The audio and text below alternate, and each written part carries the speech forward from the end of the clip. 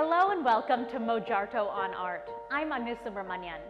This week, we explore the pros and cons of a 35-year-old law, and then we explore more contemporary issues like digital anxiety with artistic duo Swathi and Vijay. Plus, we share some upcoming events happening in the art world with you, and we meet two new artists on Mojarto.com. This is Mojarto On Art.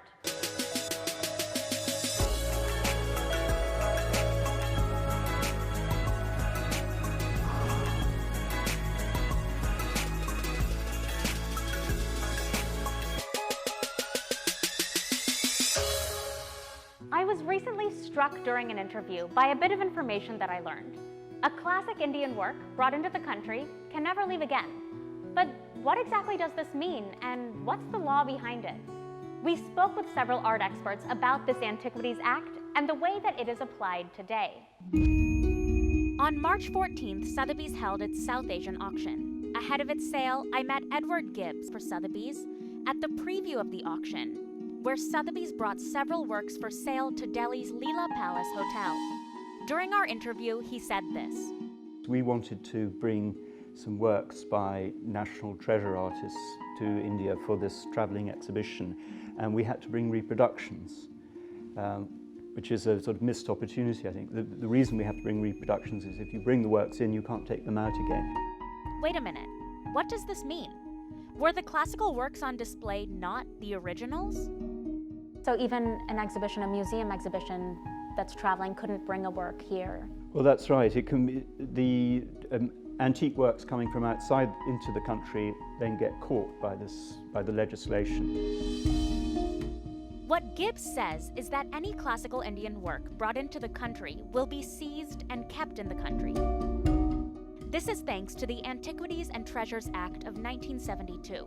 A powerful document devised to protect Indian material culture that has perhaps been the single most important factor in India's classical art market. Well, India has a very rich visual tradition and material culture, and great Indian works of art, miniature paintings, jewelry, stone sculpture, bronze sculpture, had been over many years leaving Indian shores because they were prized and valued by other cultures. We, of course, have a colonial history as well. After early 1970s, there was a feeling that an act should be put into place to protect Indian heritage. And that act stipulated that any work of art over 100 years of age cannot be exported from India. There was a notion that what is within India should remain within India. So they're acquired by Indians within India and they stay here. We endorse the fact that Indian art, works of importance and of history and of heritage should remain within the country, absolutely. Undeniably, the intention behind the Antiquities and Treasures Act was to ensure India's classical art objects can be celebrated in their original country. In practice, its application has raised a variety of complications. Actually, the government should give incentives to people who want to bring their miniatures back to India. They should be incentivized rather than being charged a prohibitive duty, because these works certainly belong to India. In other words, many experts say that at a time when the Indian art market is still new and needs encouraging, such legislation can be an obstacle to sales, which would pour more money into the Indian cultural sector. And then there's the question of antiquities and classical works that are already outside the country. A, there's a parallel market for classical works that's more expensive outside of India. And B, that just because an Indian buyer wants to reclaim its culture doesn't mean that that work is coming back. So what do you think is going to happen when these two markets are happening in parallel? And two, is that really beneficial for Indian culture and the art market? I guess there, in the antiquities market, you see also in the Chinese, there's always been these parallel markets between the domestic and the international. I mean, the Chinese has done exactly the same. They started to buy back. I mean, the Chinese are now, they are the ones who pays the most. And I think this is happening also in India. Indians going to start to be the ones that are outbidding the Americans, and because they want to start to realize the value of these objects. In a sense, I guess the market will just get stronger and stronger here in India, and because of the way the market is and the way that actually international cannot really export works out of India, means that I think we're going to start to see more and more works coming back into India.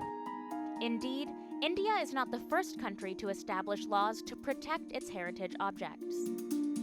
Britain is that works of art below a certain threshold can trade freely. Once it crosses a certain threshold of value, the work of art's export has to be agreed by a nominated expert. There are works of art in Japan that are viewed to be national treasures. In Italy, there are very stringent export rules. Germany has them, and all the countries of Europe protect their heritage. And I think that it's only natural that India would protect its heritage as well. Several art experts, lawyers, and dealers have appealed the government to relax this law to allow for freer trade.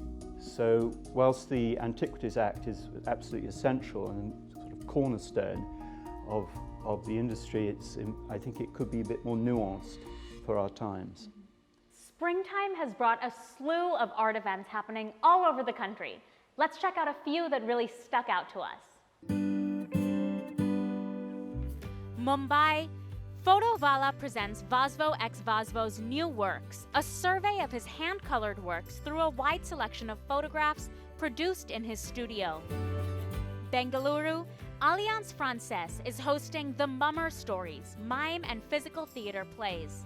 It's about the art of registering all the visible movements by which human emotions and thoughts are manifest. Hyderabad, watch Turebaz Khan, a play, at Taj Falak Numa Palace. It's a play about the last Nizam of Hyderabad and the region's freedom movement.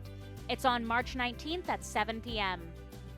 Mumbai, don't miss the fascinating photographic journey at Photography at Play, Bhat, Karya, and Mohammadi in Baroda, 1966 to 75. This was during a time when Baroda witnessed a decided turn toward photography in the late 1960s and early 1970s. This exhibition traces the photographic practice of 3 former faculty members. If one of these events is happening in your area, then don't miss it. Mojarto On Art is going to take a quick break, but when we get back, we meet a street art duo who gives us FOMO. Curious? Stay tuned.